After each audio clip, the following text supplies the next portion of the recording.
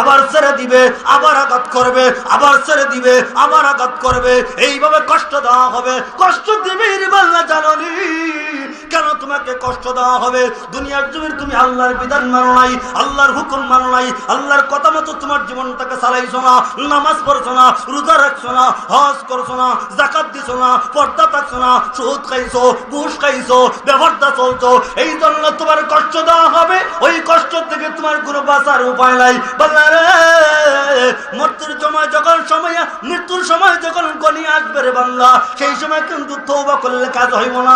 মরণের আগের দিন তওবা করলে কাজ হইব না। আল্লাহ রাব্বুল আলামিন বলেন, মরণ আসার আগে আগে, অর্থাৎ তুমি যখন মোটামুটি সুস্থ, অজ্ঞান হওয়ার আগে আগে তওবা করো, আল্লাহর কাছে মাফ চাও। আল্লাহ আর জিন্দেগিতে কোনোদিন গুনাহ করব না, আর কোনোদিন অপরাধ করব না, ভুল করেছি, জিন্দেগির গুনাহ মাফ করে দাও। আল্লাহর কাছে যদি কোনো মামলা তওবা ইস্তিগফার করে মাফ চাই, মহান আল্লাহ তার জিন্দেগির গুনাহ মাফ করে দেয়। আল্লাহর কাছে মাফ চাইতে হবে, আল্লাহর কাছে সারেন্ডার হইতে হবে। প্রভু গো, আর কোনোদিন নামাজ ছাড়বো না, আর কোনোদিন ঘুষ খাইব না, আর কোনোদিন জিনা করবো না, আর কোনোদিন আমি সুদ খাইব না, অন্যায় অনাচার করবো না, আর কোনোদিন বেপরদা যাইব না। আল্লাহ ওয়াদা দিলাম, এই পৃথিবীর জন্য যতদিন পর্যন্ত বাঁচবো একমাত্র তোমার গোলামি করব, তোমার হুকুম মানবো। এইভাবে যদি বান্দা তওবা ইস্তিগফার করে মরণটা যদি হয়ে যায়, মরণের সময় বান্দার কোনো কষ্ট হবে না।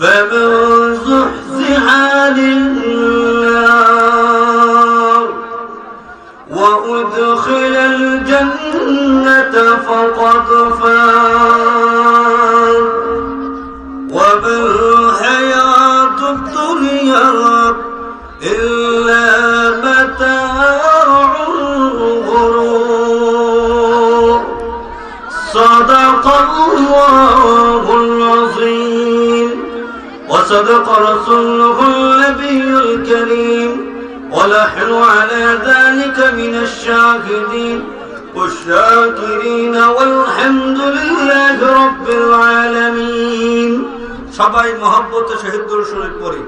সাল্লাল্লাহু আলা সাইয়্যিদিনা ওয়া মাওলানা মুহাম্মদ ওয়া আলা আলিহি ওয়া সাহবিহি ওয়া সাল্লাম।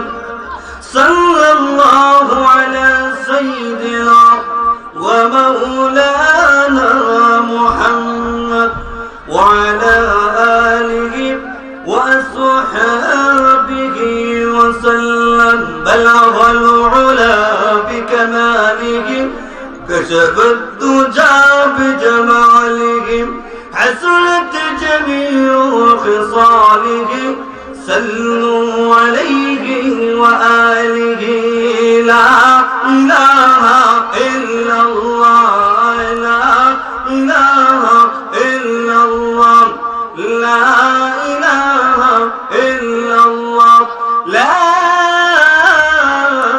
إله إلا الله محمد رسول الله صلى الله عليه وسلم আলহামদুলিল্লাহ, ছোট আলিপুর জামে মসজিদের উদ্যোগে আয়োজিত আজকে ইসলামী তাফসীরুল কোরআন মহাসম্মেলনের শ্রদ্ধাভাজন সভাপতি সাহেব, আমার ডাইনে বামে, আমার ডাইনে বসা আছেন আমাদের অর্থ এরিয়া, এমনকি সারা বাংলাদেশের মধ্যে বুজুর্গদের মধ্যে একজন বুজুর্গ আল্লাহর ওয়ালি শেখ গুনি রহমতুল্লাহ আলাইহি বড় সাহেবজাদা আমার বামে বসা আছেন। আপনাদের এই এরিয়ার গর্ব, আপনাদের আলিপুরের কৃতি সন্তান হযরত মাওলানা হারুন রশিদ সাহেব আমার পাশে বসা আছেন। তাই আমরা সর্বপ্রথম মহান আল্লাহ রাব্বুল আলামিনের দরবারে অন্তরের অন্তঃস্থল থেকে কালিমাতুশ শুকর আদায় করি যে মহান আল্লাহ সুবহানাহু ওয়া তাআলা অত্যন্ত দয়া করে মায়া করে ভালোবেসে এই পবিত্র জান্নাতের বাগানে আসা বসার তৌফিকটুকু দান করেছেন। এই জন্য আমরা সবাই হৃদয়ের সবটুকু আবেগ উজাড় করে দিয়া পুরুষের কণ্ঠে অন্তরের অন্তঃস্থল থেকে কালিমাতুল শুকর আদায় করি। জবান খুলে সবাই বলি আলহামদুলিল্লাহ। এতক্ষণ যাবত ধরে আপনারা অনেক সুন্দর আলোচনা শুনছিলেন। আরো কিছু সময় জিহাদি সাহেব আসার আগ পর্যন্ত কিছু চলবো, শুনতে রাজি? ফিসাররা কয় না লাভ নাই, আমরা এরিয়া শুনতে রাজি আছেন তো? ইনশাআল্লাহ আল্লাহ সবাইকে বসার তৌফিক দান করুন। সকলে বলেন আমিন। আমি বেশি সময় আলোচনা করবো না। জিহাদি সাহেব আইবেন আর আমি নামবো, এই দিক দিয়ে আইবো, আমি ওই দিক দিয়ে নাই মাজুমাত হিলেট করতাম না। কারণ জিহাদি সাহেব আসলে আমারও হায়ার শেষ, আমারও হায়ার শেষ। যাই হোক, আমি আপনাদের সামনে মহাগ্রন্থ আল কোরআন থেকে 114 খানা সূরা থেকে যাচাই বাছাই করে একটি সূরা থেকে কিছু অংশ আয়াতে কারিমা তেলাওয়াত করেছি। আমার আজকের আলোচ্য বিষয় হলো মৃত্যুর যন্ত্রণা ও কবরে আযাব। মৃত্যুর যন্ত্রণা ও কবরে আযাব। কেন? দুনিয়ার জমিনে আমরা আসছি, মৃত্যু একদিন আমাদের হবে। কারণ দুনিয়ার জমিনে আসা আছে, কিন্তু দুনিয়ার জমিনে যাওয়াও আছে। কবরে যাওয়া আছে, আসা নাই। কবরে যাওয়া আছে, আসা নাই। মরণ এমন একটা জিনিস, যখন আপনার ভিতর থেকে রুহটা বের হয়ে যাবে, আপনার ভিতর থেকে প্রাণ পাখিটা বের হয়ে যাবে, তখন আপনার দাম, আপনার অস্তিত্ব, আপনার মর্যাদা কোনোটাই থাকবে না। কথা কোন ঠিক কিনা? কিন্তু যতক্ষণ পর্যন্ত একজন প্রাণ আছে, তার হলো লোকটার দাম আছে। কথা কোন, একটু কথা বলবেন, কথা কোন ঠিক কিনা? দেখবেন কিছু মানুষ তার জানটা আয়া যায়, বুঝুন না, কোন সময় আইব, কোন সময় যাইব, বলা যায় না, কোন সময় যায় না। কিন্তু এর হলো এর বিরুদ্ধে কিছু বলে। যখন ফান ফাঁকিটা বেরোয় জায়গা, তখন লোকটার নাম পরিবর্তন হয়ে যায়। এর আগে নাম পরিবর্তন হয় না। এর আগে মানুষের হয় অমুক ভাই, অমুক ভাইয়ের দেখতে আসি চক্রাত আছে, অমুক ভাই এখন চক্রাত, এই কথা কয়। কিন্তু যতক্ষণ পর্যন্ত তার ভিতরে প্রাণ পাখি আছে, মানুষ তার নাম পরিবর্তন করে না। ওই অমুক রোগীটাকে দেখতে আসি, কিন্তু প্রাণ পাখি যখন বের হয়ে যায়, নাম পরিবর্তন হয়ে যায়, নাম পরিবর্তন হয়ে লাশে রূপান্তরিত হয়ে যায়। কিসের বাহাদুরি, কিসের তকব্বরি, কিসের অহংকার, কিসের কিবির দেখাও? যখন তোমার প্রাণ পাখি বের হবে, তখন তোমার নামটা পরিবর্তন হয়, তখন দেখা যাইব ও মুখের লাশটা দিচ্ছে। ঠিক কিনা? মরণ এমন একটা জিনিস, যে মরছে হে বুঝছে, যে মরছে হে বুঝছে। কারণ মরণ একটা জিনিস দেখালে আল্লাহ ওঠার দিব, প্রাণ পাখিটা ভিতর থেকে বের হয়ে যাবে। তখন আমি যে সুঠাম দেহের অধিকারী, আমার হাত আছে, হাত নড়বে না। নড়বে নাকি? কথা বলেন। প্রাণ পাখি বের হলে হাত নড়বো। আমার পা আছে, পা নড়বে। জবান আছে, জবান কথা বলতে পারবে। চোখ আছে, চোখ পাতি মারতে পারবে। কান আছে, কান শুনবে না। এটা মরণ এমন একটা জিনিস। আমার হাত আছে, হাত নড়বে না। পা আছে, পা নড়বে না। জবান আছে, জবান নড়বে না। পা আছে, আমি হাঁটতে পারবো না। কান আছে, কান দিয়ে শুনবো না। মরণ যখন আমার হবে, তখন এই দুনিয়ার জমিন থেকে বিদায় নিয়ে আমাকে আখিরাতের জমিনে যাইতে হবে। তখন দুনিয়ার জমিনটা চিরদিনের জন্য আমি কি করলাম? ছেড়ে দিলাম। আখিরাতের জিন্দেগিটা আমার সেই দিন থেকেই শুরু। সেই দিন যে শুরু হইব, কি নিয়ে যাইবা?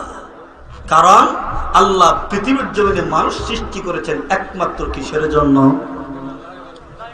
বোঝেন নাই? আল্লাহকে মনে করো তোমাদেরকে অনর্থক নিষ্প্রয়োজনে আল্লাহ সৃষ্টি করেছি? না, তার জবাব হলো অবশ্যই না। আল্লাহ নিজেই একাত্ম কয়, أفحسبتم أنما خلقناكم عبثا وأنكم إلينا لا ترجعون।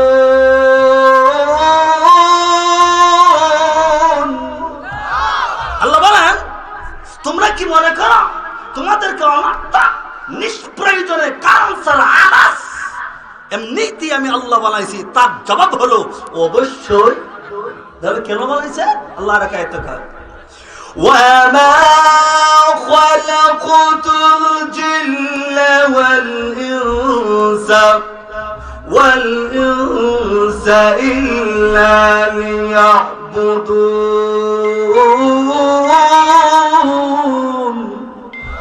আল্লাহ বলেন আমি আল্লাহ এই পৃথিবীর জমিনে জিন এবং ইনসান জাতকে সৃষ্টি করেছি একমাত্র আমি আল্লাহর গোলামির জন্য, আমি আল্লাহর দাসত্বগিরি করার জন্য, আমি আল্লাহর হুকুম আহকাম মানার জন্য, মন চায় জিন্দগি চালাইবার জন্য না।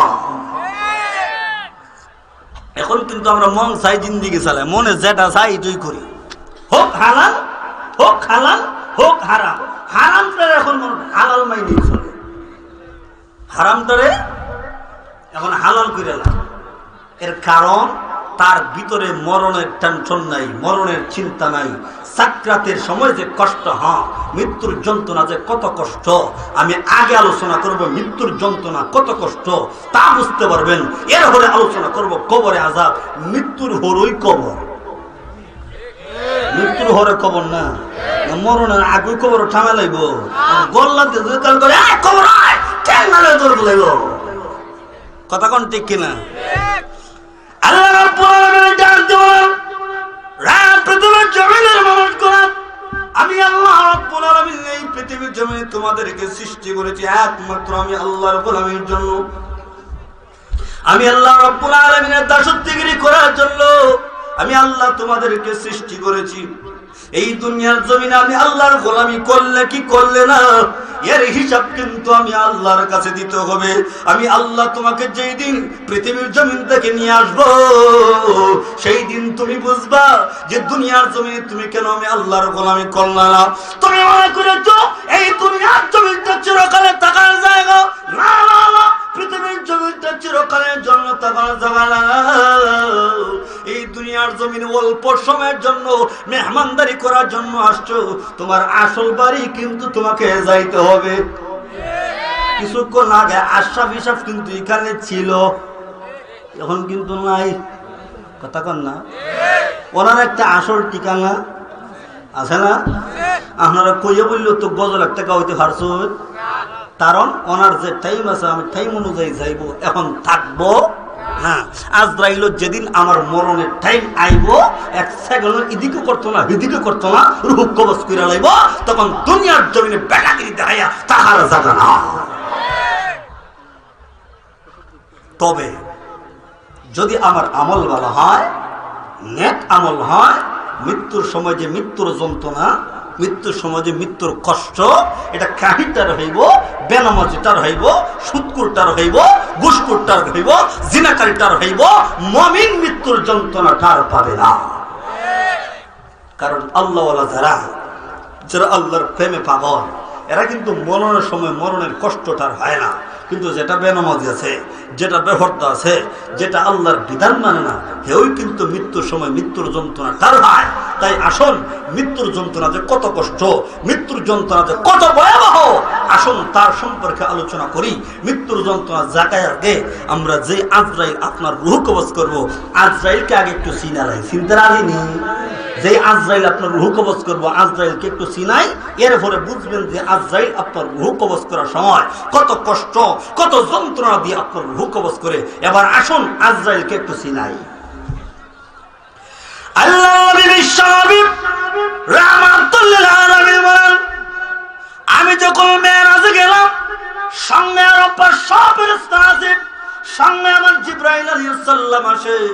আমাকে জিবরাইল আলাইহিস সালাম যখন মেরাজে নিয়ে যাবেন, আমি প্রথম আসমানটা পাড়ি দিয়ে যখন উপরে উঠলাম, গিয়া দেখি বিশাল একটা অফিস দেখা যায়। আমি ডাকতে বললাম, জিবরাইল এই যে অফিসটা দেখা যায়, এই অফিসটা কার বলো তো দেখি। জিবরাইল বলে, ইয়া রাসূলুল্লাহ, ইয়া হাবিবাল্লাহ, আবু আল্লাহর নবী, এই যে অফিসটা আপনি দেখতে পাচ্ছেন, এই অফিসটা হলো হযরতে মিকাইল আলাইহিস সালামের অফিস। কার অফিস? মিকাইল আলাইহিস সালামের অফিস গুলো বেজে আল্লাহর নবী বিশাল নবী রাহমাতুল লিল আলামিন অফিসটা দেখলেন। এরপরে আল্লাহর নবী আরেকটা শূন্যস্থান পাড়ি দিয়া আরেকটু উপরে উঠলেন। ওঠার পরে বিশ্ব নবী রাহমাতুল লিল আলামিন আরেকটা অফিস দেখতে পেলেন। এবার আল্লাহর নবী বিশ্ব নবী রাহমাতুল লিল আলামিন ডাক দেন, রে জিবরাইল, এই অফিসটা কার? জিবরাইল বলেন, ইয়া রাসূলুল্লাহ, ইয়া হাবিবাল্লাহ, আল্লাহর নবী গো, প্রথম যে অফিসটা দেখেছিলেন এইটা ছিল মিকাইল আলাইহিস সালামের অফিস, কিন্তু নবী যে জানেন দ্বিতীয় নম্বর অফিসটা কার? রাসূল বলেন না। জিবরাইল বলে, ইয়া রাসূলুল্লাহ, ইয়া হাবিবাল্লাহ, এই অফিসটা হলো হযরত ইসরাফিল আলাইহিস সালামের অফিস। ইসরাফিল আলাইহিস সালাম মুখের মধ্যে সিংহা নিয়ে লাগায়া বসা আছেন।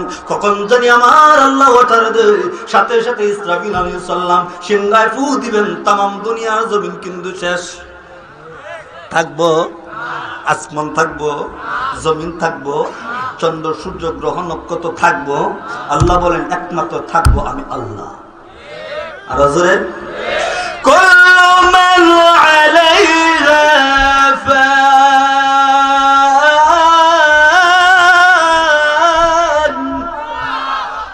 ওয়া ইয়াবকা ওয়াজহু রাব্বিকা যুল জালালি ওয়াল ইকরাম। সম্মান ও মর্যাদার অধিকারী একমাত্র আল্লাহ থাকবেন। আর তামাম পৃথিবীর জমিনে যা আছে সব ধ্বংসশীল। ইসরাফিল সিংহায় ফু দিবে, তামাম দুনিয়ার জমিন সব শেষ হয়ে যাবে, জমিন ধ্বংস হয়ে যাবে, আসমান ধ্বংস হয়ে যাবে, পাহাড় ধ্বংস হয়ে যাবে, পানি চলে যাবে, এক কথায় কিছু থাকবে না। এমনকি যেই আজরাইল আপনার রূহ কবজ করে, যেই জিবরাইল আলাইহিস সালাম বরফে চারজন ফেরেশতার মধ্যে জিবরাইল আছে, মিকাইল আছে, ইসরাফিল আছে, আজরাইল আছে, সমস্ত ফেরেশতা আছে, হুরকিল আছে, সমস্ত মানুষগুলো আছে, জিন আছে, এই পৃথিবীর জমিনে অনেকগুলো মাখলুক আছে, কিছুই থাকবে না। থাকবে একমাত্র আমার আল্লাহ, যিনি তামাম পৃথিবীর জমিন সৃষ্টি করেছেন। আল্লাহ ছাড়া কিছুই থাকবে না। তাহলে এত বেড়াগিরি, এত তকব্বরি, আমি বড় হয়ে গেছি কি, আমার টাকা আছে, আমি মন্ত্রী, আমি এমপি, আমি প্রেসিডেন্ট, সকলই কিন্তু মরণ লাগবে, লাগতো না? আর ওই ইসরাফিলের সামনে নবীজি ওই যে সিংহায় মুখ লাগায় বসা আছেন, তিনি কে? জিবরাইল বলেন তিনি হলেন হযরত ইসরাফিল আলাইহিস সালাম। আল্লাহর নবী বিশ্ব নবী রাহমাতুল লিল আলামিন ইসরাফিলকে দেখে বললেন, আসসালামু আলাইকুম ওয়া রাহমাতুল্লাহ। ইসরাফিল কোন সালামের জবাব দেয় না। বলুন কে কাকে সালাম দিতেছে?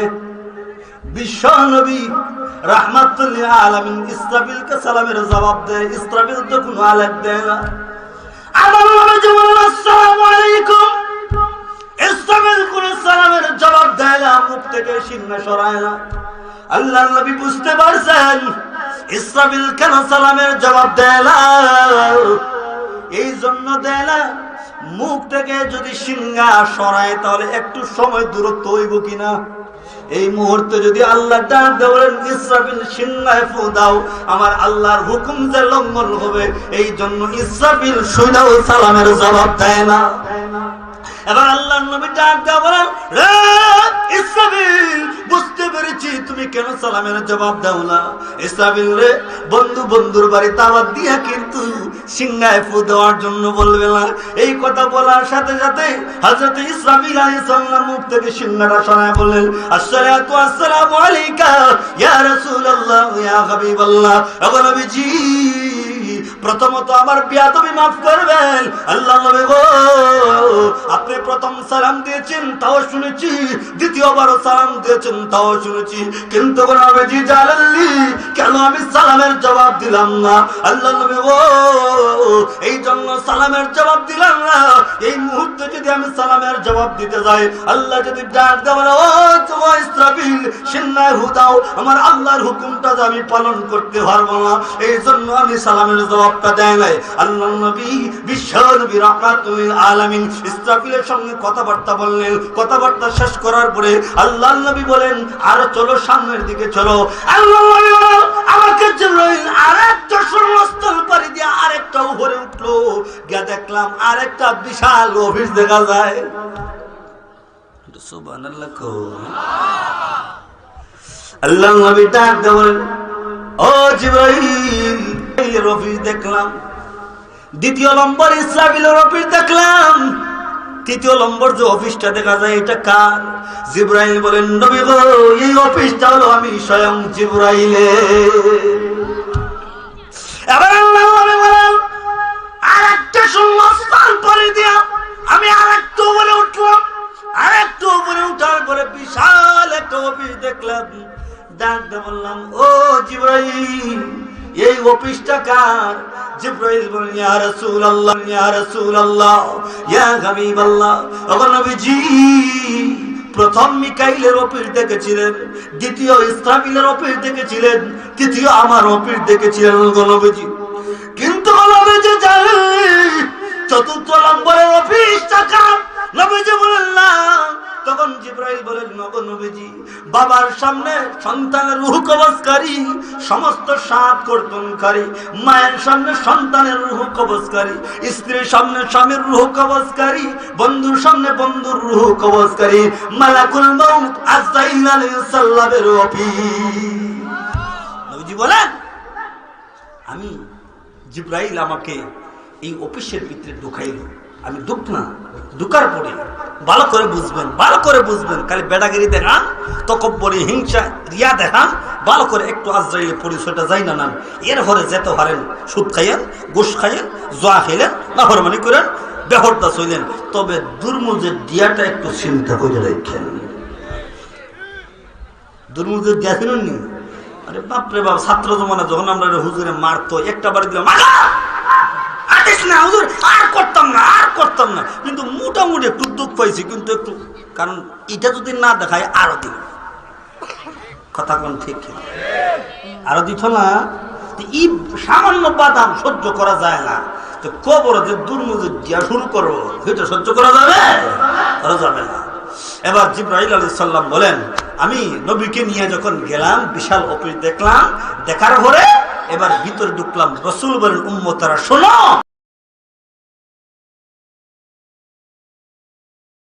আমি যখন অফিসের ভিতরে ঢুকলাম আমি আজরাইলের আসল দুইটি অবস্থা দেখতে পাই কয়টা অবস্থা একটা হলো আজরাইলের সামনে বিশাল একটা বোর্ড দেখতে পাই বিশাল একটা বোর্ড এবং আরেকটা হলো আজরাইল আমি তার আসল আকৃতিটা দেখতে পাই আজরাইলের 6টা চেহারা আছে 6টা ডানা আছে আজরাইলের 6টা ডানা 6টা চেহারা রাসূল বলেন আমি দেখতে ভাই কি আমি আজরাইলের সামনে বিশাল একটা বোর্ড আছে বোর্ডের সামনে যেই ব্যক্তি দুনিয়ার জমিন থেকে বাবা আদম থেকে নিয়ে শেষ মানব পর্যন্ত প্রত্যেকের নাম তার বাবার নাম তার ফরিদাদার নাম তার গোষ্ঠীর নাম তার এরিয়ার নাম তার রাষ্ট্রের নাম তার থানার নাম তার বিভাগের নাম তার জেলার নাম তার গ্রামের নাম প্রত্যেকটা এই বউটের মধ্যে লেখা আছে যেই দিন আজরাইলকে তার মরণ সম্পর্কে জানানো হয় সেই দিনই ওই আজরাইল তার মরণ সম্পর্কে জানে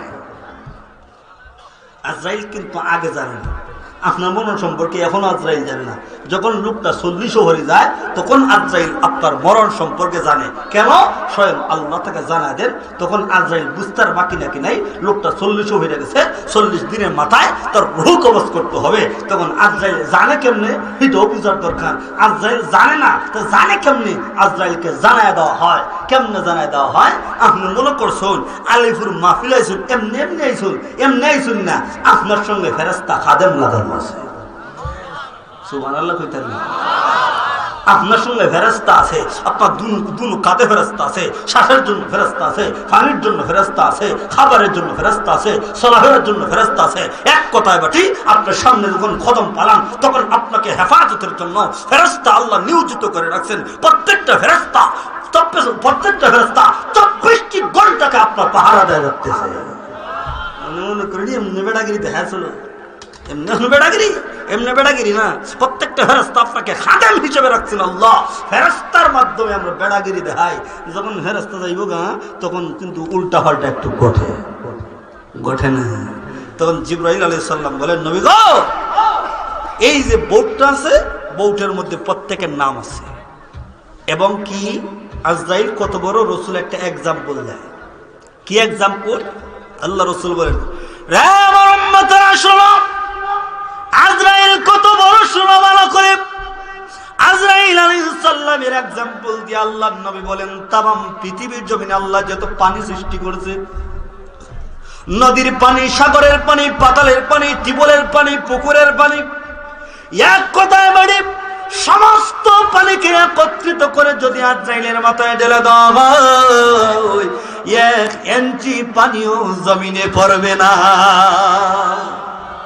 আজরাইল মনে হয় ফ্লাইটের রমা অত বড় আর না অত বড় আপনার সুবহানাল্লাহ কয় এত বড়ই নাকি আচ্ছা एग्जांपल আরেকটা দিলাই এই যে কাফের মধ্যে সা আছে কাফের সাটা কাফটাকে আমার থেকে বড় না ছোট আমার মাথার থেকে ছোট না বড় ছোট না এখন যদি সান হানিটা আমার মাথায় ডালি সারে কই যদি এ সা হরিস না হে বার চাইব কইবা আন্নে কোন লাগতো না এমনি আমি হরবো কথা কোন ঠিক কিনা তা আমার থেকে অল্প সা একটু হানি এটা মাথার দেওয়ার হলো যদি আমার বার চায় না অটোমেটিকলি জমিনে ভরে যায় এবার জানতে চাই আজরাইল কত বড় হতে পারে রাসূল বলেছেন तमाम পৃথিবীর জমিনে আল্লাহ যত পানি সৃষ্টি করেছেন এই পৃথিবীর জমিনে সমস্ত পানিকে একত্রিত করে যদি আজরাইলের মাথায় ঢেলে দেওয়া হয় 1 ইঞ্চি পানি জমিনে পড়বে না ওই আজরাইল আপনার রূহ কবজ করার লাগে কোন আজরাইল ওই আজরাইল আপনার রূহ কবজ করার জন্য আরো বুঝাই আল্লাহর খলিল হযরত ইব্রাহিম আলাইহিস সালাম একদিন আজরাইলকে বললেন আজরাইল আপনার আসল আকৃতিটা আমাকে দেখান আমি একটু দেখতে চাই হযরত আজরাইল বলেন ওগো আল্লাহর খলিল আপনি আমাকে দেখতে সহ্য করতে পারবেন না আল্লাহর খলিল বলেন দেখাও আল্লাহর খলিল বলেন দেখাও আজরাইল বলেন দেখালে সহ্য করতে পারবেন না কিন্তু আজরাইল চিন্তা করলেন যদি না দেখাই আল্লাহ যদি বলেন আমার খলিল বলেছিল দেখাইলা না কেন আল্লাহর কাছে জবাব দিতে পারবো না দেখানোর পরে যদি খলিল সহ্য করতে পারে না তাও আবার আল্লাহর কাছে জবাব দিতে পারবো না পড়ছেন মুসিবতে এরপরও বলতেছেন দেখাইতে হবে এবার আজরাইল বলেন ওগো আল্লাহর খলিল আপনার চেহারাটা একটু ঘোরান ঘোরানির পরে আজরাইলের আসল আকৃতিটা যখন দেখাইলেন কিছুক্ষণ পরে বলেন আপনার চেহারা এবার ঘোরায় দেখেন আমার দিকে যেই মুহূর্তে আল্লাহর খলিল ইব্রাহিম আলাইহিস সালাম আজরাইলের আসল আকৃতি দেখেছেন অজ্ঞান হয়ে জমিনে পড়ে গিয়েছেন আজরাইল তোমার যে আকৃতি এখন তুমি দেখাইলা তুমি আমাকে মানুষগুলাকে কষ্ট দিতে হবে না মানুষগুলাকে যন্ত্রণা দিতে হবে না আজরাইল তুমি যেই আসল আকৃতি এখন দেখাইছো মানুষগুলাকে এটাই যদি দেখাও তার জন্য যথেষ্ট এটাই মানুষ সহ্য করতে পারবে না কারণ দেখবেন কিছু মানুষ আছে ভয়ঙ্কর আকৃতি কিন্তু দুনিয়ার জমিনের মানুষ দুনিয়ার মানুষের আকৃতি দেখলেই সহ্য করে না আছে না কিছু মানুষ দেখবেন আরে বাপরে বাপ দেখলে তার চেহারার মধ্যে চাইলে বোঝা যায় ও একবারে আতঙ্ক লেগে যায় কিছু মানুষ আছে না এরকম চেহারা চাইলে মায়ার কোনো বংশ নাই কিন্তু চাইলে বোঝা যায় আরে বাপরে বাপ এই বোঝা যায় আমার খায়া লাগব চোখ মুডা এত মুডা চোখ দেখা যায় আমার চাইছে দে বোঝা যায় আমার কলিজার মুরগি এরকম কিছু মানুষ আছে না তো মানুষ হইয়া মানুষকে দেখার পরে সহ্য করতে পারো না মালাকুল মউত আজরাইল যখন তোমার রূহ কবজ করার জন্য আসবেন তখন তার আসল আকৃতি ধারণ করে আসবে আর সহ্য করার ক্ষমতা আপনার থাকবে না তাহলে কি হবে এবার রাসূল বলেন শোনো এবার রাসূল বলতেছেন শোনো আমি আসল আকৃতি দেখছি কি আজরাইলের গায়ে চক্ষু কতটা রাসূল বলেন আজরাইলের গায়ে চক্ষু হলো প্রথম মানব থেকে নিয়ে শেষ মানব পর্যন্ত আল্লাহ যত মানুষ সৃষ্টি করেছেন যতটা চক্ষু আছে আজরাইলের গায়ে ততটা চক্ষু আল্লাহ লাগায় রাখছে আর জোরে কন্যা সুবহানাল্লাহ দেখবেন কিছু মানুষ আছে শরীরে এখানে একটা টেম এরকম বাইরে নানাম মুখে বোঝা যায় আমি দেখছি কয়েকজন মাথার থেকে পা পর্যন্ত বোঝা যায় শরীরের মধ্যে খালি টেম এরকম নাই দেখলে মনে হয় খুব সুন্দর লাগে না ভয়ঙ্কর লাগে না তো ওই মানুষটাকে দেখার পরে যদি আপনি ভয়ঙ্কর লাগে সহ্য করতে পারেন না আজরাইলকে আল্লাহ রাব্বুল আলামিন প্রথম মানব থেকে নিয়ে শেষ মানব পর্যন্ত যত মানুষ আল্লাহ সৃষ্টি করেছেন সমস্ত মানুষের চক্ষু যদি আজরাইলের গায়ে লাগানো থাকে দেখলে কি সহ্য করা যাবে আর যখন যাবে না কেন ভয়ঙ্কর লাগবে, ভয়ঙ্কর লাগবে। এটা কাদের বেলায়? বেনামাজির বেলায়, কাদের বেলায়? সুদকুরের বেলায়, কাদের বেলায়? ঘুষখোরের বেলায়, কাদের বেলায়? বেপরদা নারীর বেলায়, কাদের বেলায়? জিনাকারীর বেলায়। ওদের বেলায় এই আকৃতি ধারণ করবে, মুমিনের বেলায় এই আকৃতি ধারণ করবে না। তফাৎ আছে কিনা? তফাৎ নাই?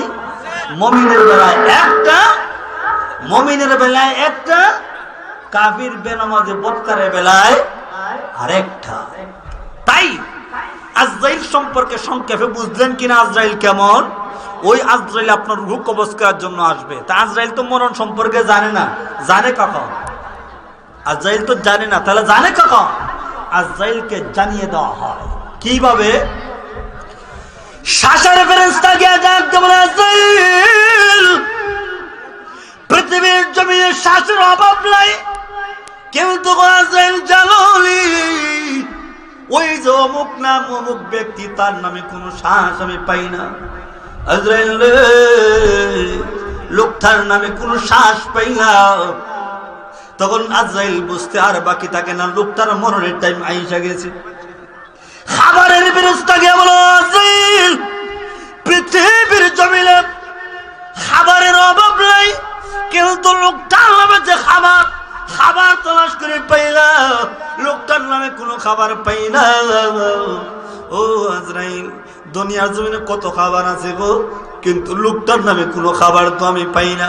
আজরাইল তখন বুঝতে বাকি রাখে না, লোকটার নামে কোনো আর খাবার নাই, লোকটার মরণের টাইম আইসা গেছে। আবার পানির ফেরেশতা বলো, আজরাইল পৃথিবীর জমিনে পানির অভাব নাই, কিন্তু লোকটার নামে কোনো পানি পাই না, লোকটার নামে কোনো পানি বরাদ্দ পাই না গো। দয়া করে এই লোকটাকে এখন কি করা যায়? আজরাইল তখন বুঝতে বাকি থাকে না, লোকটার মরণের টাইম এসে গেছে, এই জন্য তার মরণের টাইম আইসা যায়।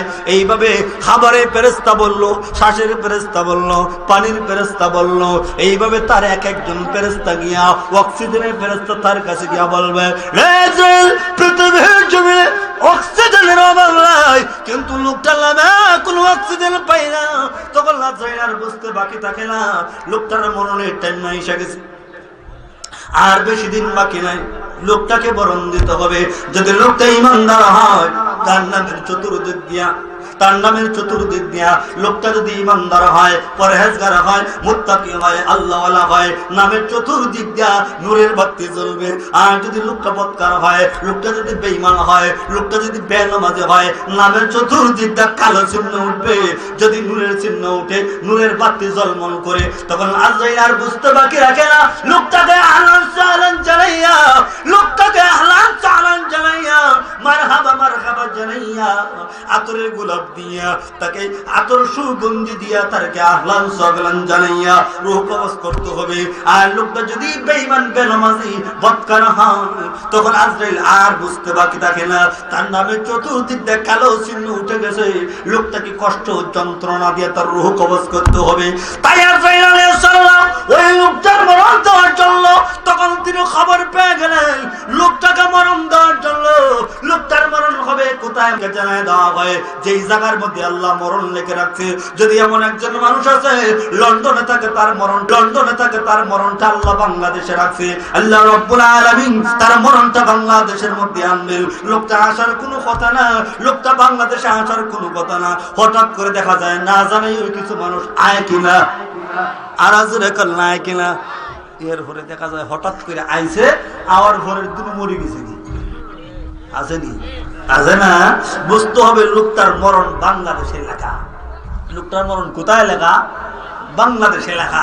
এখন বাংলাদেশে আইছে, বাংলাদেশে তার মরণ হয়েছে, আজরাইলও এখানে উপস্থিত, তার রূহ কবজ করছে। তাতে বোঝা যায় মরণ লন্ডন না, আমেরিকা না, জাহান না, মরণ বাংলাদেশে, সেখানেই তার মরণ হবে। এমনকি যেইভাবে মরণ হওয়া, যেইভাবে মরণ হবে, যেই সিস্টেমে মরণ হবে, আল্লাহর পক্ষ থেকে তাকে জানানো হবে, ওই সিস্টেমে, ওই জায়গায়, ওই পদ্ধতি তার মরণ হবে। এই মরণ থেকে কেউ কাউকে ঠেকাতে পারবে না।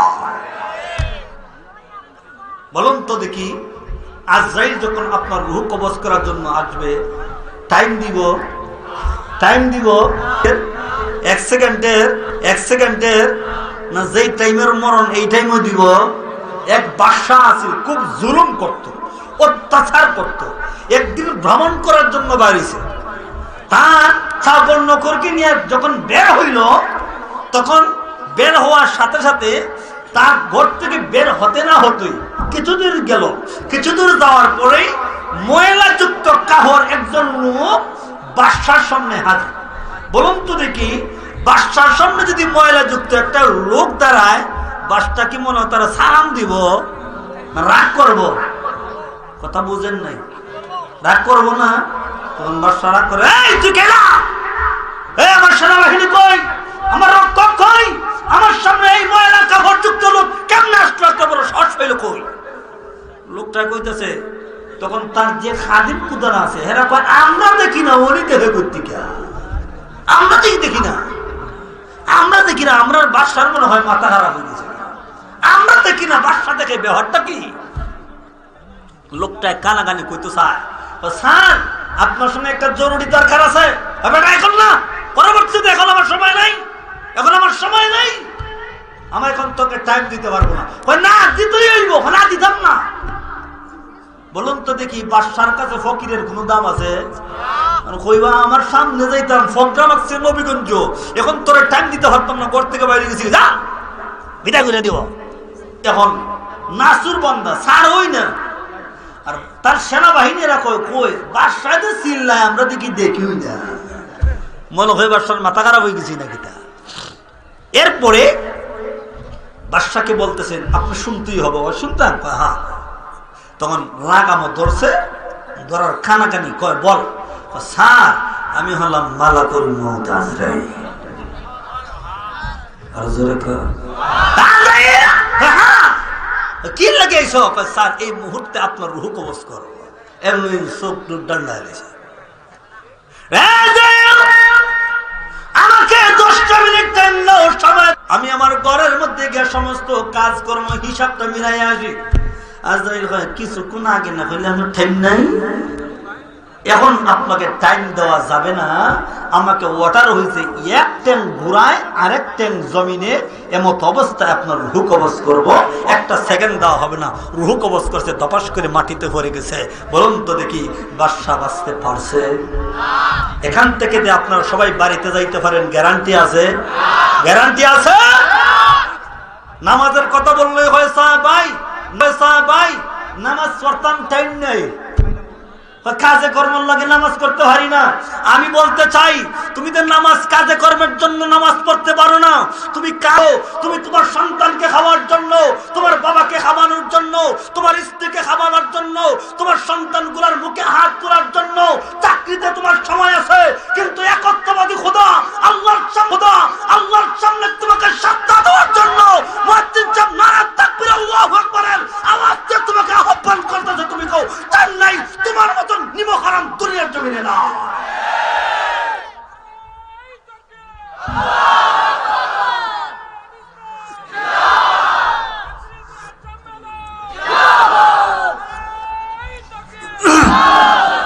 এরকম কিছু মানুষ বলে না, দেখবেন গল্প করে, পরে ভাই মনটা চায় নামাজ পড়তাম, কিন্তু টাইম পাই না। কি সুন্দর মুস্কি আসি দেখো, টাইম পাই না, সময় নাই, সময় নাই। বলুন তো দেখি, তোমার স্ত্রীর সন্তানের মুখে খাবার দেওয়ার লাগে টাইম আছে, ইহন সময় আছে। বলে যদি রাত্রে 3টার সময় বুড়ো খেতে আইলো গিয়া যদি হয় আজকে কুইন্দা মানিস তো আগামীকালকে 5,000 টাকা দেবো, ওষুধ থাকলেও দেখা যাবে বৌড় তুল্লা দেয়। কথাক্ষণ ঠিক কিনা? এই যেমন ওষুধের মাছ হইতেছে না, 5,000 টাকা হয়নি, কিতা বুঝো? 5,000 টাকা হইলে তোর একটা শাড়ি দিতে পারবো, ফুলার একটা কাপড় দিতে পারবো, ফুরির একটা সেট কিনা দিতে পারবো, আর বোয়ালের মাছটা অন্য খাইতে পারবো। কথাক্ষণ ঠিক কিনা? ঠিক কেন তোমার বুঝে এই সময় তার টাইম আছে, এই সময় আমি অসুস্থ না, এই সময় আমি রুগী না, কিন্তু নামাজের ক্ষেত্রে কইলেও হয় কাপড় বানা না, নামাজের ক্ষেত্রে কইলেও হয় কিছু যুবক আছে, কিছু মুরব্বী আছে, নামাজের কথা কইলেও হয় কাপড় বানা না। কথা কন, কাপড় বানানো যে কি বোঝায় জানেননি? কাপড় বানানা কই জানেন? মুত্তা যদি মানি লইতো এই কথা কইতো না, দাদা কইতো না, দাঁড়ায় সিঙ্গেল মিশন যাইরা দেয়। আরে প্রোগ্রামে যখন যাই দেখি কত ফুলান যুবক ফুলা দেখা যায় দাঁড়াই সিঙ্গেল মেশিন জায়গা দিছে, এত ফরসাপ করে করে হানি লইছে না, হ্যাঁ নামাজ পড়তো কেমনে? এই জন্য তার ভিতরে মরণের ভয় নাই, আজরাইলের ভয় নাই, কবরের ভয় নাই, হাসরের ভয় নাই, জাহান্নামের ভয় নাই। যদি জাহান্নামের ভয় থাকতো, কবরে আযাবের ভয় থাকতো, আজরাইলের ভয় থাকতো, সাকরাতের ভয় থাকতো, ওই যুবক প্রস্রাব করে কখনো পানি লইতো না, ওই যুবক প্রস্রাব করে কখনো পানি লইতো না, অবশ্যই পানি লইতো। ভয় নাই, এই জন্যই পানি লয় না। পানি না লইয়া এটা বেড়াগিরি দেখা। মরণ যদি এই মুহূর্তে আইসা যায়, ফাঁক হইয়া মরবো না, না ভাগ হইয়া মরবো? না ভাগ হইয়া মরলে মনে হয় তারা আহলান সোহালান জানাইবো না, হলে দুর্নীতি ঢেইব। একটাও মাটি ধরতো না, একটাও মাটি পড়তো না। তখন কালে তাপ লাইব, আহারে কি করলাম, কি করলাম, জিন্দগিটা বরবাদ করলাম। একবার যখন আপনি নামাজ ছাড়েন, যখন নামাজ ছাড়বেন, একবার মরণের কথা চিন্তা করবেন। মরণের আরেকটা পদ্ধতি সহজে আপনাদেরকে বোঝার জন্য বলি, স্মরণ রাখার জন্য বলি। যখন বাড়িতে শুইতে যান, বাড়িতে যখন শুইতে যান, মশারি টাঙ্গাইন না আপনারা? বুঝছেন না? মশারি শুনেননি? মশারি, এই যে মশার থেকে বাঁচার লাগে মশার ওষুধ, মশারি, মশার ওষুধ, মশারি। মশার নিচে ঢুকার পরে দেখবেন এইটাই দ্বিতীয় কবর। বুঝেন নাই? মশারিটাই কিন্তু আপনার জন্য দ্বিতীয় কবর। কবর যেমনি ভাবে, মশারিটাই ঠিক তেমনি ভাবে। চতুর্দিক দিয়ে ওয়াল, উপরে মাটি। মশারিও চতুর্দিক দিয়ে ওয়াল, উপরে সানি। কবরটাও ঠিক তদ্রুপ ভাবে। কবর যখন আপনারা দিয়া লাইব, তখন চতুর্দিক দিয়ে ওয়াল যাইবার কোনো ভয় নাই। উপরে দিয়ে দেখা যায় রটের মতন বান হইরা বাঁশ দিব, বাঁশের উপরে আবার ছাটাই দিব, ছাটাইয়ের উপরে মাটি দিয়া গোটাইয়া জীবনের মতন লাগাইব, আর উঠবেন না। কোন মানুষ যদি মরণের টেনশন, মরণের চিন্তা, মরণের ভয় থাকতো, ওই মানুষ কখনো গুনাহের দিকে দাবিত হইত না। ওই মানুষ কি গুনাহের দিকে দাবিত হইত? আরো জোরে কম। তো মরণের টেনশন নাই। ওই আজরাইল আপনার রূহ কবজ করার জন্য আসবেন। এখন আইসা থেকে লোকটা ইমানদার না, লোকটা ইমানদার না, লোকটা ঘুষ খাইছে, লোকটা সুদ খাইছে, লোকটা বেনামাজি। এখন তার রূহ কবজ করবে কেমনে? এখন তার রূহ কবজ করবে কেমনে? তার রূহটা কবজ করবে দিয়া কেমনে? আজরাইলের হাতে যেই চাবুকটা থাকবে, যেই স্কিরিশটা থাকবে, 500 ফেরেশতা থাকবে, এক একজনের হাতে এক একটা চাবুক থাকবে। তার শরীরে আঘাত করতে থাকবে আঙ্গুল থেকে ঘন্টা পর্যন্ত, ঘন্টা থেকে পোষা পর্যন্ত, পোষা থেকে হাঁটু পর্যন্ত, হাঁটু থেকে কোমর পর্যন্ত, কোমর থেকে বুক পর্যন্ত আঘাত করতে থাকবে।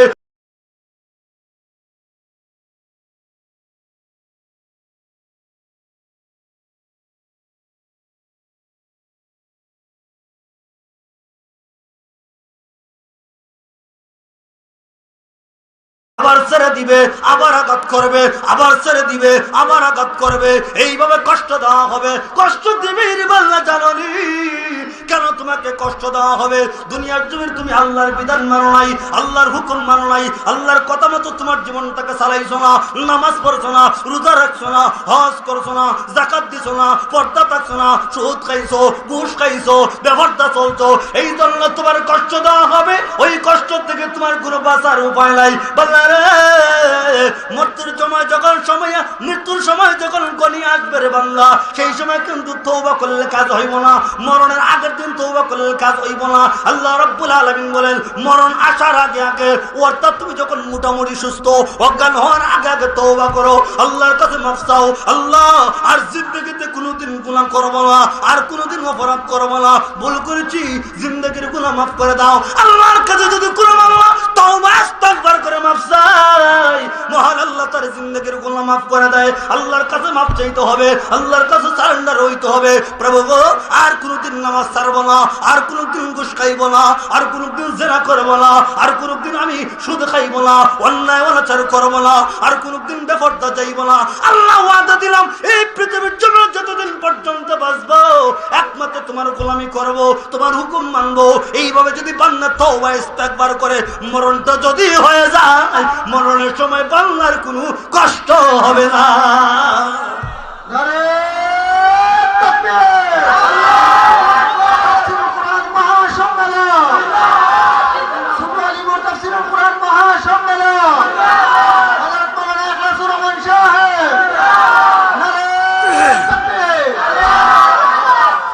মরণের সময় কষ্ট হইব না, তবে মমিন কাফির মরণের সময় যে কষ্টটা মমিনের কষ্ট হইব, কাফিরেরও কষ্ট হইব। এখন বলে হুজুর এখন কইলে কষ্ট হইতো না, এটা আবার কোনটা? মমিনও মমিনের মৃত্যুর সময় মৃত্যুর যন্ত্রণা ভাইব, কাফিরও কাফিরের মৃত্যুর সময় মৃত্যুর যন্ত্রণা ভাইব। তবে পার্থক্য আছে। কি আছে? আর জোরে কোন কি আছে? পার্থক্য আছে। মমিনের মৃত্যুর সময় মৃত্যুর যন্ত্রণা কেমনে? পায়ের আঙ্গুল থেকে না সাবক দিয়ে আঘাত করতে করতে করতে করতে তার রুহ কবজ করবে। আর হাতের মধ্যে একটা কিরিজ আছে, কিরিজটা বুকে দিয়ে ঢুকাইব, ঢুকবো সুদা হইয়া ভিতরে হইবে এখরাইশের মতো। এখরাইশটা চিনুননি? এটাতে গা দিলে পরে বুকে সুদা হইয়া বাইরে বসে মনে সুদা বেরি দেখা না, গুস্ত টুকরা লত বোতল টান দিলা বাইর সিরা বাড়িব, সিরা বাড়িব। আর যাইলেরও যখন তোমার রুহ কবজ করার জন্য, বৎকারের রুহ কবজ করার জন্য যখন আসবে, তখন ঢুকবে সুদা হইয়া ভিতরে গিয়ে তেরা হয়ে যাবো গা। এখন টান দিব, রকগুলা ছিটকাইব, টান দিব আরো কষ্ট দিবে, টান দিবে আরো কষ্ট দিবে, টান দিবে আরো কষ্ট দিবে। এইভাবে তার রুহ কবজ করা হবে মৃত্যুর সময় মৃত্যুর যন্ত্রণা দিয়া দিয়া। কেমনে কত কষ্ট? রাসূল এক্সাম্পল দিয়া বলেন, রাসূল এক্সাম্পল দিয়া বলেন মৃত্যুর সময়। রাসূল এক্সাম্পল দিয়া বলেন মৃত্যুর সময় মৃত্যুর যন্ত্রণা কতটুকু। আল্লাহ রাসূল বলেন এক্সাম্পল শোনো। রাসূল সাল্লাল্লাহু আলাইহি ওয়াসাল্লাম বলেন, জীবিত একটা বকরি, বকরি শুনুন না আপনারা, বকরিটাকে যদি জব না করে, বকরিটাকে যদি জব না করে, বকরিটার চামড়াটা যদি সালাই করা হয়, যতটুকু কষ্ট হবে মৃত্যুর যন্ত্রণা এর চাইতে কোটি কোটি গুণ বেশি কষ্ট।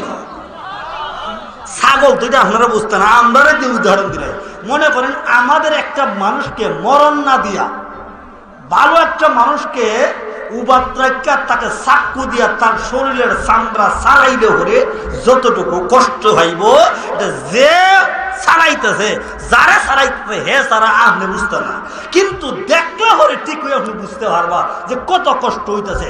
কেমনে যে বুঝায়? তখন রাসূল বলেন, ওই মানুষটাকে জবই না কইরা ওই মানুষটার চামড়া চালাইলে হরে যতটুকু কষ্ট, মৃত্যুর যন্ত্রণা এর চাইতে কোটি গুণ বেশি কষ্ট। আর একটু সহজ ভাবে বুঝাই, উফতা চিনুন, উফতা উফতা উঠে না, এমনি টান দিতে পারবা না? হ্যাঁ, ওই বাপরে বা টান দিলে বুঝো কিতাব এটা হয় উফতা টান বাইটা দিছে, উফতাতে টান দিছে মানে দিয়ে লইতেছে গুস্ত। এটা যদি এমনি বাইলে ছিলে কষ্ট হইব, বাইলে যদি কাটে, এটা যদি ওখানে বেড়াগিরি দেখা যায় করছেন যে কিতা মনে হলো।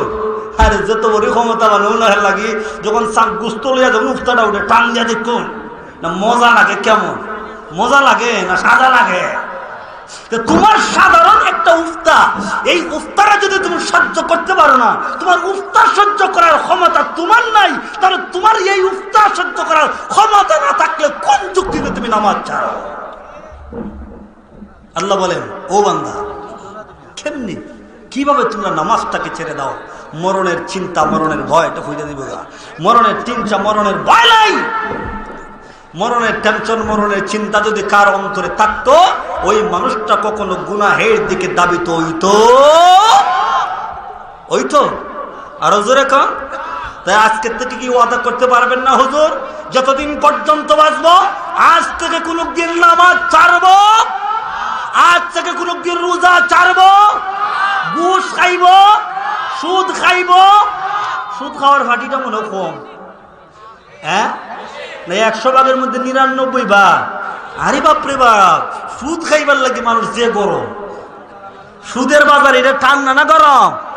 হেরে কেউ যদি কো ভাই আমার 10,000 টাকা খরচা দিস নাকি, তোর বাবি রেখা জিগা আজকে 1 বছর ধরে যে কষ্ট করে চলতেছে, কথা কোন ঠিক কিনা? আরেক বেড়াই গিয়া হইতেছে ভাই সাহেব কিছু টাকার দরকার আছে, দিতে পারবাইনি, বুঝছেন না? আজারও কিছুক্ষণ আগে খুঁজছিল না বেড়া, বাবির কাছে গেছে 1 বছর ধরে কত কষ্ট করে চলে, এখন যে মুহূর্তে কইছে যে ভাই সাহেব কিছু টাকার দরকার আছে দিবাইনি, হয় আজারও কতলা দিবে, হয় আজারও 500 দিব, হইছে আজারও। এটা খাওয়া মনে হয় সুন্নত, সুন্নত না হারাম? হারাম। সুদের সর্বনিম্ন গুনাহ কোনটা জানেননি? সুদের সর্বনিম্ন গুনাহ হলো আপন মায়ের সঙ্গে জিনা করার সমান। আরো জোরে কন্যা, আরো জোরে নাউজুবিল্লাহ। সুদের সর্বোচ্চ গুনাহ হলো স্বয়ং আল্লাহর সঙ্গে জিহাদ করা। এখন সুদ যারা খাইবার খাইলে বুঝছা আল্লাহর সঙ্গে জিহাদ করতে পারবা, মায়ের সঙ্গে জিনা করতে পারবা? তাহলে সুদ দেখাও। একজন সুদ করে 5 জনে জাহান্নামে নেয়। একজন সুদ করে কয়জন জাহান্নামে নেয়? 5 জন। 2 জন, একজন তো লাগাইলো, একজন নিল। একজনে মরিরি কাগজ লিখলো, কয়জন হইল? ওই পক্ষের একজন সাক্ষী, ওই পক্ষের একজন সাক্ষী, মোট কয়জন হইল? তাহলে একজন সুদ করে কয়জনকে জাহান্নামে নেয়? 1 কাপ চার কারণে সাক্ষী দিলায়। হ্যাঁ, 1 কাপ চা হয়েছে, আর একটা বাটার বন, আর একটা ফান, বেটা কিছু টেকা নিতে আসলাম, অমুকে তোমার ছাড়া দিত না। দূর বেটে, এটা একটা বেহর হইল, যে একটা বেহর হইল। আয় হয়ে গিয়া সাক্ষী দিয়া রায়, সমাজ আছে কিনা হিকান বুঝছে না। খের সাক্ষী দিতেছে, হিকান বুঝে না। এরা যদি ভালো কাজের কথা বলা হয় তখন লোকটা ভালো কাজের দিকে দাবিত নয়, খারাপের দিকেই বর্তমান সমাজটা বেশি দাবিত। এর একটা মাত্র কারণ, মানুষের অন্তরে খোদার ভয় নাই, জাহান্নামের ভয় নাই, মৃত্যুর ভয় নাই, কবরে আযাবের ভয় নাই। কবরে আযাবের ভয়, মৃত্যুর ভয় থাকলে কখনো মানুষ গুনাহের দিকে দাবিত হইতো। বলতেছিলাম আজরাইল আলাইহিস সালাম কাফিরদের রূহ কবজ করবে, মৃত্যুর যন্ত্রণা হইব। বলতেছিলাম মুমিনের রূহ কবজ করবে, মৃত্যুর যন্ত্রণা হইব। তবে মুমিনের মৃত্যুর যন্ত্রণা মুমিন তার হইতো না, মৃত্যুর যন্ত্রণা কিন্তু হবে। বদকারের রূহ কবজ করা হবে, বদকার তার হইব। হুজুর এটা আবার কি কইলা? মুমিনের যদি মৃত্যুর যন্ত্রণা হয় তো মুমিন তার হইতো না, এটা তো কিছুই বুঝলাম না। বেদিনের রূহ কবজ করা হবে, বেদিন আবার তার হইব, এটাই তো কিছু বুঝতে পারলাম না। বুঝুন, এর আগে বলেছিলাম পায়ের আঙ্গুল থেকে নিয়ে আঘাত করতে করতে তার রূহ কবজ করা হবে। আর ইমানদারকে এইভাবে কষ্ট দিবে না। ইমানদারের রূহটা কেমন ভাবে কষ্ট করবে, এক্সাম্পল সোজা দিলেই বুঝবেন যে মৃত্যুর যন্ত্রণার সময় মৃত্যুর যন্ত্রণা মুমিন তার হইতো না কেন, আর বদকারের রূহ মৃত্যুর সময় মৃত্যুর যন্ত্রণা দিব, বদকারের তার হইব কেন? এর পার্থক্যটা কি? পার্থক্যটা যদি এক্সাম্পল দিয়া বুঝাই তাহলে অবশ্যই বুঝতে পারবেন। বুঝতে রাজি আছেন তো ইনশাআল্লাহ?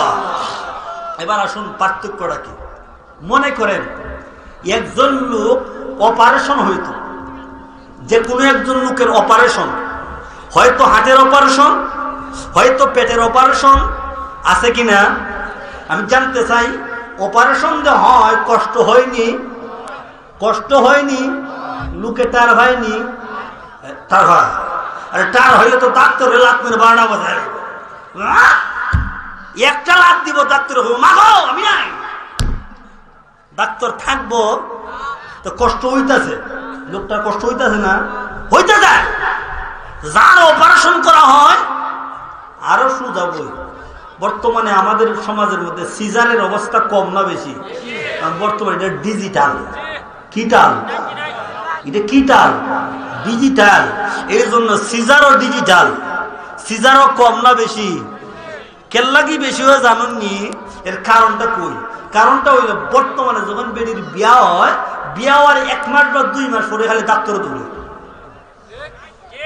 আরো দূরে, তাহলে ডাক্তারও যায় কি যায় না? ডাক্তার যাওয়ার পরে ওইটা খালি ডাক্তার যায়। আর ডাক্তার যেদিন থেকে শুরু করলো ওই দিন থেকে ডাক্তার এরা ভিটামিন ট্যাবলেট দেওয়া আরম্ভ করছে। ভিটামিন ট্যাবলেট দেয় আর বাচ্চা খালি বড় হয়, এমনি খালি আঙ্গুর খায়, আপেল খায়, ভাত খালি ছাইরা দেয়। কথা কোন ঠিক কিনা? এদিক দিয়ে খাবার ছাড়ে, ওই দিক দিয়ে ভিটামিন ট্যাবলেট খায়, বাচ্চা বড় হয়। সাধারণ মানুষে দেখবেন ভিটামিন খাইলে হরে ফুলে, ফুলে না? ভিটামিন ক্যাপসুল খাইলে হুলে না? তো মানুষের চামড়া যদি হুলে যায়, বাচ্চাটাও ভিটামিন খাইলে হরে বাচ্চা বড় হয়ে যায়। তখন বড় যখন হয় তখন সিজার ছাড়া আর কোনো উপায় নাই। তখন ওনার দায়িত্ব ছিল, মহিলা যখন গর্ভবতী হয় ওনার উচিত ছিল ডাক্তারও যাও, সমস্যা থাকলে হরে ডাক্তারও যাও।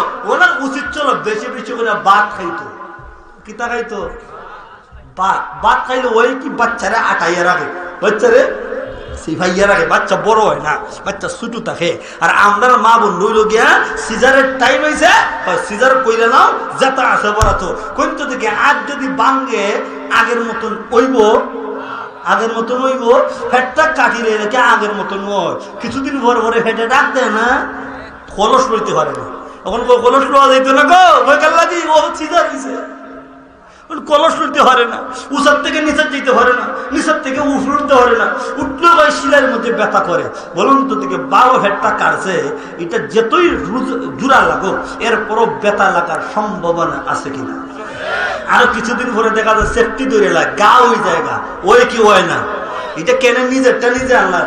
ডাক্তারও যাইতে ঠিক, কোনো সমস্যা হইলে ডাক্তার দেখাও। ভিটামিন ট্যাবলেট খায়, খাইতে খাইতে খাইতে করে বাচ্চারে বড়, আঙ্গুর আপেল খাইতে খাইতে করে বাচ্চারে বড়। এই যে ভাত খানি একবারে দেখা যায় 3 দিনেও খায় না, 2 বেলা ভাত। এখানে বলে হাদা লুফার উপরে আছে, পরে বাচ্চা হয় বড়, পরে সিজার ছাড়া আর উপায়। আচ্ছা কইন তো দেখি গিয়া দেখুন তো তাকাইয়া, কয়টা গরিবের রিস্কাওয়ালার মেয়ে, কয়টা দিন মজুরের মেয়ে, কয়টার সিজার হয়? যত বড় লোক আছে, ডিজিটাল আছে, ইদারই বেশি মানে ওই সিজার হইতেছে।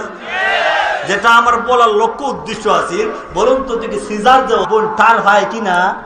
তার ভাই না, কিন্তু তার যে ভাই অপারেশন যে কষ্ট হয়, অপারেশন যে কষ্ট হয়, কষ্টটা হয় কিনা? কষ্ট হয়, কিন্তু তার হয়নি।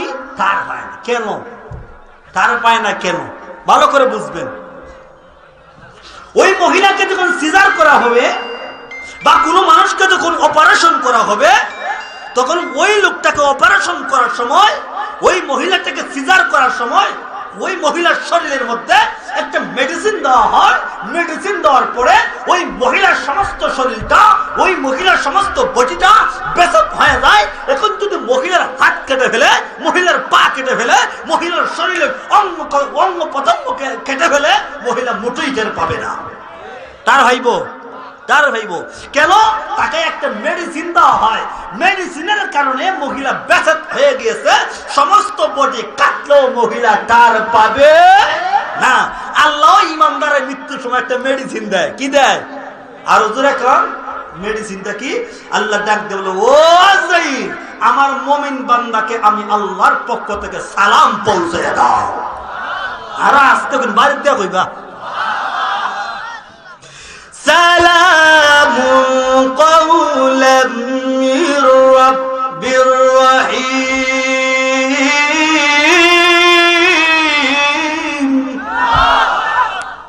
ফেরেশতায় কয় আল্লাহর পক্ষ থেকে তোমাকে সালাম দেওয়া হয়েছে। আল্লাহ সালাম দিছে? হ্যাঁ। আল্লাহ কয়, ও ফেরেশতা, আমার বান্দা দে সালাম দিছে। কারণ আল্লাহ সালাম দিলে বেজার হইব না খুশি হইব? আল্লাহ তো দিয়েছেন সালাম। বর্তমানে জমানা যদি আমরা এমপি সাবাইয়া যদি কেন গেলে রিস্কাওয়ালা ভাই ভাই ভাই আসসালামু আলাইকুম চাচা ভালো আছেন, চাচা ভিতরে ভিতরে হুল্ল করে হয়নি, রিস্কাওয়ালা হইতে হলে এমপি সাহেব সালাম দিয়ে দেখে কথা কোন ঠিক কেনা? হ্যাঁ বেটা খুশি গেল নাকি? কারণ এমপি সাহেব সালাম দিতে, যেমন তোমার লোক নাই, এমপির থেকে যদি মন্ত্রী সালাম ফিরও করতে পারে। কথা কোন ঠিক কিনা? আর মন্ত্রী থেকে যদি প্রধানমন্ত্রী সালাম দেয়, এরা তুই না ও দিতে পারে। কথা কোন ঠিক কিনা? কারণ এই লোকটা এমন একজন লোকের কাছ থেকে সালাম পাইছে, যে লোক সমাজের মধ্যে দামি, যে লোক সমাজের মধ্যে প্রতিষ্ঠিত। এই জন্য তাকে সালাম দেওয়ার কারণে লোকটা আনন্দ আত্মহারা হয়ে গেছে। ওই লোকটা যে আনন্দ আত্মহারা হয়েছে, এই জন্য এর কষ্ট শরীরে থাকলো আর তার ভাই। ঠিক তেমনি ভাবে যখন আল্লাহর পক্ষ থেকে মুমিন বান্দাকে সালাম দেওয়া হয়, এই সালামের আনন্দ, সালামের খুশিতে আত্মহারা হয়ে যায়। কোন দিক দিয়ে আজরাইল রূহ কবজ করে মুমিন বান্দা মুঠেই টের পায় না। কষ্ট হয়নি, হয় তার হয়নি কেন? আল্লাহর পক্ষ থেকে সালাম, আল্লাহর পক্ষ থেকে সালাম। এবার আরেকটা সহজভাবে বোঝাই। তখন আল্লাহ ডাক দিয়ে বলেন, আজরাইল রে, আমার মুমিন বান্দা যেই জান্নাতে যাবে, ওই জান্নাতটা তার চোখের সামনে তুলে দাও। এমনি দেখা যাবে আজরাইল ওই মুমিন বান্দাকে যেই জান্নাতের মধ্যে দেওয়া হবে, যেই জান্নাতে মুমিন বান্দা থাকবে, ওই জান্নাতটা তার চোখের সামনে তুলে ধরা হবে। এমনি মুমিন বান্দা হয়। এইটা কি দেখা যায়? এত সুন্দর একটা বাড়ি দেখা যায়। এইটা তো আমার বাড়ির মতন কোনো বাড়ি না, লন্ডনের বাড়ির মতন কোনো বাড়ি না, ইংল্যান্ডের বাড়ির মতন কোনো বাড়ি না, আমেরিকার বাড়ির মতন কোনো বাড়ি না, সিলেটের বাড়ির মতন কোনো বাড়ি না। এইটা আবার কোন বাড়ি দেখা যায়? এত আনন্দ উল্লাস দেখা যায়, এত সুন্দর চাকচকনি একটা বাড়ি দেখা যায়। আসলে এটা কোন বাড়ি, কোন বাড়ি, কোন বাড়ি? এমনি দেখা যায় এটা তো দুনিয়ার কোনো বাড়ি না, এটা তো আখিরাতের আমার বাড়ি দেখা যায়। এই মুমিনুল বাবা জান্নাতের দিকে তাকাইয়া আনন্দ আত্মহারা হয়ে যাবে। আল্লাহ ডাকতে বলে, আজরাইল রে, আমার মুমিন বান্দা আনন্দ আত্মহারা হয়ে গিয়েছে। আমার মুমিন বান্দার রূহ কবজ করে নাও। মুমিন বান্দার রূহ কোন দিক দিয়ে আজরাইল রূহ কবজ করবে, মুমিন বান্দা মুঠি টের পাবে না। কষ্ট হইবনি, হইব, তার হইবনি, তার হইবনি। কেন তার হয়তো না? মুমিন বান্দাকে তাকে তার সামনে আল্লাহর তৈরি জান্নাত তুলে ধরা হবে। যেই জান্নাতে সে যাবে, ওই জান্নাতের আনন্দ, জান্নাতের ঠেলায় আর সামলাইতে পারছে না। কয় আমি আমার বাড়ি যেতাম, আমি আমার বাড়ি যেতাম, দুনিয়ার জমিনে থাকি আমার লাভ নাই। এখন মরণ হয়ে গেছে, কি মরণ হওয়ার পরে মনে হয় ফ্রিজও থামায় রাখবো। মরণের পরে ফ্রিজও রাখবো না কবরও? হ্যাঁ, এখন এতক্ষণ সংক্ষেপে আলোচনা করেছিলাম মৃত্যুর যন্ত্রণা, এবার আসুন কবরও যাই, কবরে আলোচনা বুঝি। খালি মৃত্যুর যন্ত্রণা তো সংক্ষেপে বলছেন, বলুন তো দেখি মৃত্যুর সময় মৃত্যুর যে যন্ত্রণা হবে তার হওয়া যাবে? বেদিনের বেলায় মুমিনের বেলায় পার্থক্য আছে কিনা? আছে। মুমিনের বেলায় মৃত্যুর যন্ত্রণা হবে, তার পাবে না। বেদিনের বেলায় মৃত্যুর যন্ত্রণা হবে, তার পাবে। এবার আসুন মৃত্যুর যন্ত্রণা হয়েছে, ওয়ার পরে এখন জানাজান নামাজ পড়াইয়া রইয়া খবর লয়ে যায়। কোথায় লইয়া যায়? এমনি তোমরা আমাকে কোথায় নিয়ে যাইতেছ? আমি তো দেখা যায় লড়তে পারি না, হাত নাড়াইতে পারি না, আমার পাশে পা নাড়াইতে পারি না, জবান আছে জবান নাড়াইতে পারি না, চক্ষু আছে চক্ষু পারি পাতি মারতে পারি না। তোমরা কোথায় নিয়ে যাও? আমাকে জমানের মতন জনমের মতন কোথায় নিয়ে যাইতেছ? আমাকে তোমরা কোথায় নিয়ে যাইতেছ? আমাকে আলিওলা কবরে আমাকে নিয়ে, কবরে আমাকে নিয়ে যাইও না। অন্ধকার ঘর, সাপ বিচ্ছুর ঘর, পোকামাকড়ের ঘর, থাকতে পারবো না। এমনি দেখা যায় লোকগুলা শুনে না, জানাজার নামাজ পড়াইয়া জনমের মতন কপাট লাগাইয়া কবরের মধ্যে শুইয়া উপরের মধ্যে মাটি দিয়া, জনমের মতন কবরের মধ্যে মাটি দিয়া সবাই চলে আসে। ফেরেশতা এক মুষ্টি মাটি ছুঁড়াইয়া মারে। তখন দেখা যায় সবাই ভুলে যায়। কিছুদিন পরে লোকের কথা আর স্মরণ থাকে না, কিন্তু মানুষ এই কথা বলে, অমুক একজন মানুষ ছিল, শুধু তোমার আলোচনা করবে, এর বাহিরে কোনো কিছু করবে না। কিন্তু তুমি যদি তোমার জীবনটাকে ভালো কাজে ব্যয় করো, মানুষ তোমার কথা সারা জীবন স্মরণ রাখবে। আর একজন আল্লামা হবিগঞ্জি রহমাতুল্লাহ আলাইহির কথা মানুষের স্মরণ আসেনি? আর একজন আল্লামা আহমদ শফি রহমাতুল্লাহ আলাইহির কথা মানুষের স্মরণ আসেনি? আল্লামা জুবাইর আহমদ আনসারী রহমাতুল্লাহ আলাইহির কথা মানুষের স্মরণ আসেনি? যার জানা যায় লক্ষ লক্ষ মানুষ হয়েছেন।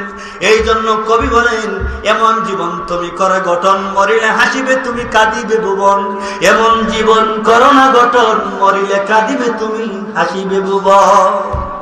মানে তুমি এমন একটা জীবন করো, তুমি মরলে হরে হাসতা আর তোমার জন্য মানুষ কাঁদতো। আর তুমি যদি এমন একটা জীবন করো, দেখবেন কিছু মানুষ আছে সমাজ